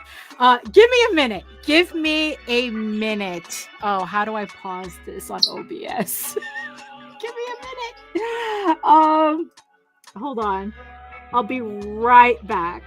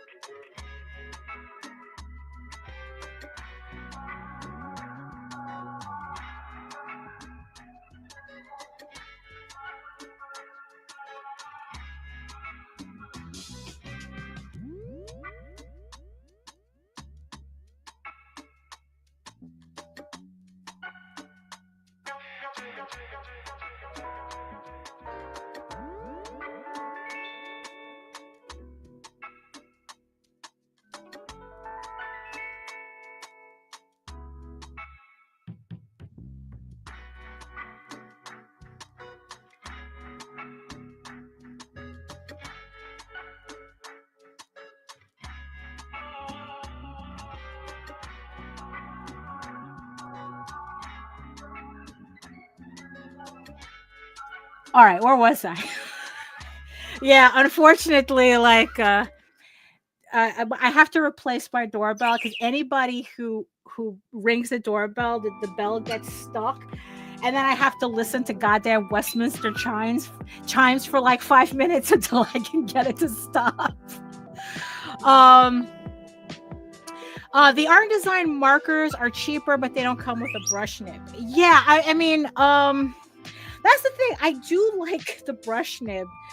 But like I said, it's like sometimes I wonder whether I should just like just learn watercolor instead. But I don't know. It's like that's a learning curve that I don't know if I have the patience to really deal with now. Because Colleen Duran was complaining about artists who still use markers for pieces, you know, for pieces that they sell, you know, for commissions and stuff, because they're not archival. And it's like, look, I mean, I like it. I mean, you know, like even Joe Linsner uses it. And it's like, you know, I don't know. I don't know. I mean, yeah, granted, I mean, I hope that the person who has this piece, who gets this piece, you know, like, don't store, you know, like, don't display it, where it can get like UV, you know, direct UV. I've had a lot of original artwork get completely destroyed in this office because of that. And shit, I have all these books that have like yellow spines, because the UV completely destroyed the ink, you know, of the printing. So, yeah, you know, so I don't know. I don't know. But then again, that's why she wants a digital version, so that that okay, hold on. So that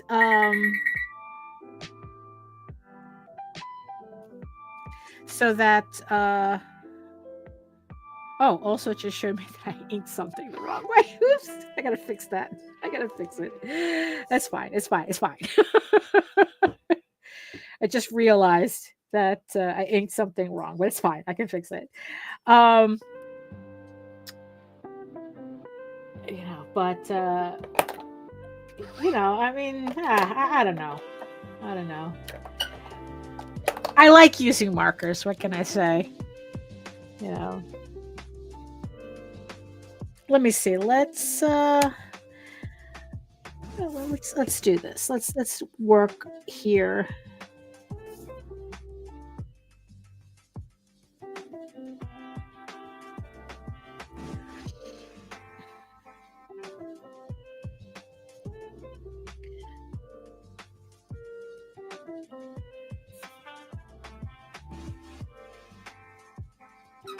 There we go. We got a little bit more time left, so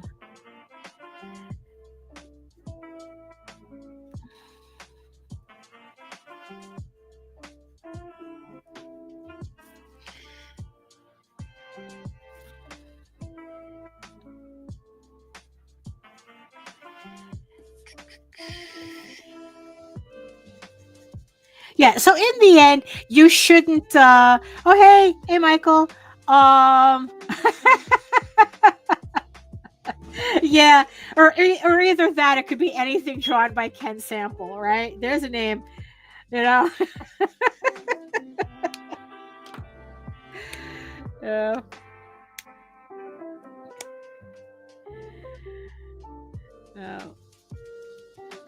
Oh, well, yeah. Well, yeah, that kind of was the joke. I mean, I don't know. I was just trying to figure out something funny for the title.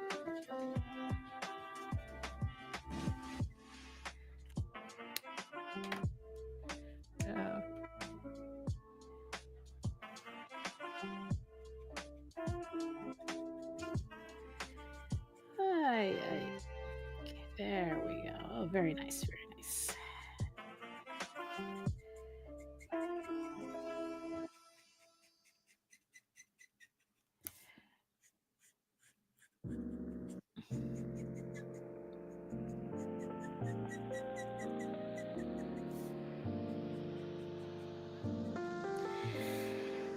Oh, so there we go. I mean, okay, so we're just hitting the top of the second hour. I mean, time went by fast.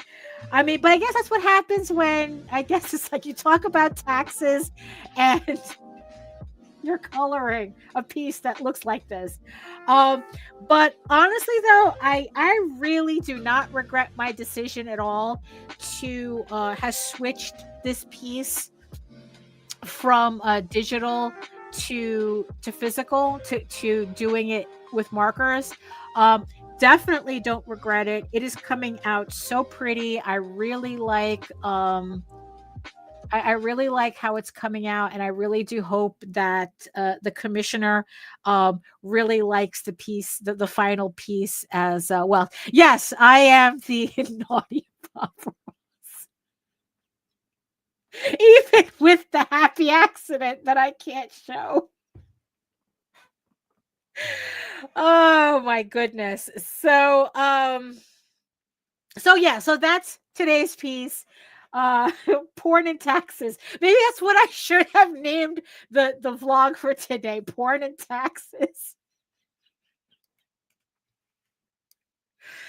Oh my goodness. But you know what? I am very happy with how this is coming out. So, and like I said, and I hope the commissioner it will be happy with it too. But like I said, it's like as long as she's gonna get a scan of this piece that she could print out whatever size she wants, and then she could hang that up, and then she could put this away. She could put this away, to look at it so that it doesn't get damaged by any UV. Because, like I said, it's like, yeah, can UV damage a piece? But trust me, UV light will damage everything. When Mighty Geek says when you start talking about taxes, time starts to fly because there's not enough time to do so. Yeah, I mean, look, I'm just glad that I got that over with. But like I said, I was also really happy that the whole experience made me think, kind of like help me strategize a couple of things. So, let me see. Let me go back to where's my OBS? Where's my OBS? There we go. Okay, there we are. I might as well just keep it at this angle. So yeah, hold on. It's like maybe no. You know what? I could just leave it like this. I mean, who knows? Who knows? Oh my goodness. So that's it for today, I guess. We just hit the top of the second hour. And yeah, so here's the piece that I've been working on today. I think I was able to accomplish a lot in the time that we spent together. I'm gonna try to finish off the rest of it, or at least more of at least to get this combination of markers used so that I could just like put it away, and then work on the rest of it tomorrow without having to I'll probably just write down the numbers anyway so I know which markers it is. I'm just rambling at this point. Yes, just remember, yes, make a list of what we discussed. Absolutely. Everything is deductible. That's the moral of the story. Everything is deductible. So yeah, so thank you so much everybody for joining me in the chat. Thank you so much to all of the eyeball people watching from regions beyond. I had fun today. You know what? I had fun, and I'm pretty sure, you guys have been hanging out means that you had fun too. So I'm, that's the least I can ask from the live stream, really. Maybe, you had me yakking in the background and, while you were working, just whatever it is that you were doing, that was just background noise. And that's okay too. As long as we all had a good time. We all had a good time. So if you want to learn more about me and my artwork and my other projects and my Kickstarters and all that fun stuff, you can head on over. Oh, hold on. Oh my God. Here we go. Where is everything? Where's my cursor? Oh my God. Where is it? Okay. Oh, here we go. There we go. No, that's not what I wanted. What did I want? What am I doing? Hold on. Okay. All right. Here we are. Okay. Oh my God. It's too much going on. What did I say? What was I saying? Oh, yes. It's like, if you want to learn more, blah, blah, blah, you can head on over to my portfolio site, egoworks.com, EGOWORKS, right here. There we go. It's like, I got to get used to all these monitors now that I have. You can head on over to my main portfolio site at egoworks.com, where you can find links to all of my galleries and social media sites. But I mostly post to Facebook if you're interested in seeing sketches and current work in progress updates and all that stuff. And remember that you could also find me here on YouTube. I do these live streams every other week, but it's always at Wednesdays at 4 p.m. Eastern, and it's exactly like this. Whatever you saw today, this is how they are. I do them every alternate week, so make sure that you like, share, subscribe, and hit that notification bell so you get notified whenever any of my streams and my vlogs go live. Also, remember that you can read Ego Raven, Heir of the First Unicorn, for free on my website. Remember that also that it's in its last 8 days on Kickstarter with issue 9. Link is in the comments, in the chat and in the show notes below.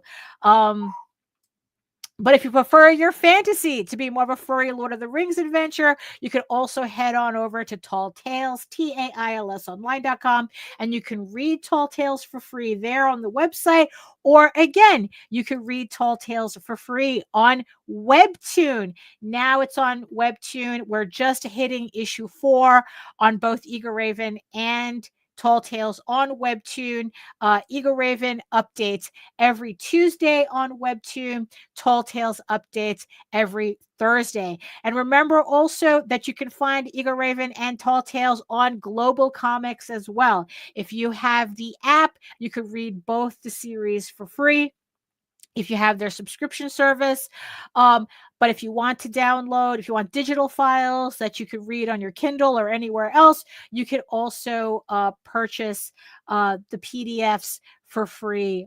You'll purchase the PDFs. You'll read for free, then purchase the PDFs on Global Comics. So oh my God. So I guess I must be falling apart now. I guess all this porn and taxes is tiring me out today. So that's it for me. Thank you so much, everybody, for joining me today. I had a lot of fun. I hope you did too. And I have no quippy ending. I never do. But all I can ask is that we all do better today than we did yesterday, and tomorrow we do better than we did today. Thank you so much, everybody, for joining me, and I'll see you next time. You are all weirdos. Ugh.